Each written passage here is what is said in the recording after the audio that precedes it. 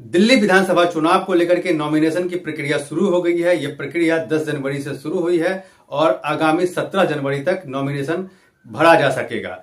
लेकिन अगर आम आदमी पार्टी की अगर हम बात करें तो आम आदमी पार्टी ने अपने सभी 70 उम्मीदवारों के नाम का ऐलान कर चुकी है। लेकिन इसके बाद जो दो सबसे बड़ी राजनीतिक दल हैं, बीजेपी और कांग्रेस, इन दोनों ही राजनीतिक दलों ने अपने पूरे उम्मीदवारों के नाम का ऐलान नहीं किया है और ऐसी संभावना जताई जा रही है कि आने वाले 1 से 2 दिन में दोनों ही राजनीतिक दल अपने बाकी बचे उम्मीदवारों के नाम का ऐलान कर देगी।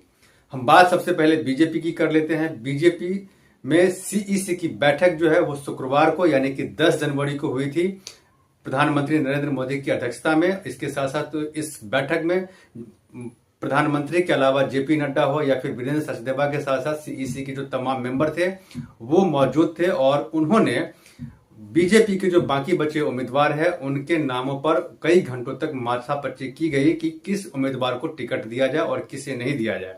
क्योंकि बीजेपी ने अभी जो पहली लिस्ट जारी की थी कुछ दिन पहले, उसमें 29 उम्मीदवारों के नाम का ऐलान किया था और बाकी बचे 41 उम्मीदवारों पर सीईसी की बैठक हुई थी और इसी में कई घंटों तक इस पर माथापच्ची की गई कि किसे टिकट दिया जाए किसे ना दिया जाए।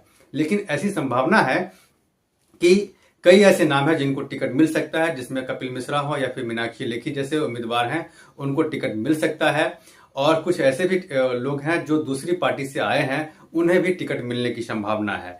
तो आने वाले 1 से 2 दिन के अंदर बीजेपी जो है अब अपने उम्मीदवारों के नाम का ऐलान कर देगी, चूंकि सीईसी की बैठक संपन्न हो चुकी है और फैसला लगभग ले लिया गया होगा। अब हम बात कर लेते हैं कांग्रेस को लेकर के, क्योंकि कांग्रेस अपने उम्मीदवारों में 48 उम्मीदवारों के नाम का ऐलान कर चुकी है और बाकी बचे उम्मीदवारों के नाम का ऐलान वो आने वाले 1 से 2 दिन में करेगी। कांग्रेस में भी सीईसी की बैठक हो चुकी है और बाकी जो बची सीट है उस पर जो है फैसला ले लिया। राहुल गांधी की एक रैली होने वाली है सीलमपुर में और वो 13 जनवरी को प्रस्तावित है और इसी वजह से बाकी बचे जो उम्मीदवार हैं उसके नाम का ऐलान नहीं किया गया है। ऐसा सूत्रों के हवाले से जो मुझे खबर है उसमें यही है कि राहुल गांधी की जो 13 जनवरी को जो रैली होने वाली है, इस रैली के बाद बाकी बचे उम्मीदवारों के नाम का ऐलान कर दिया जाएगा।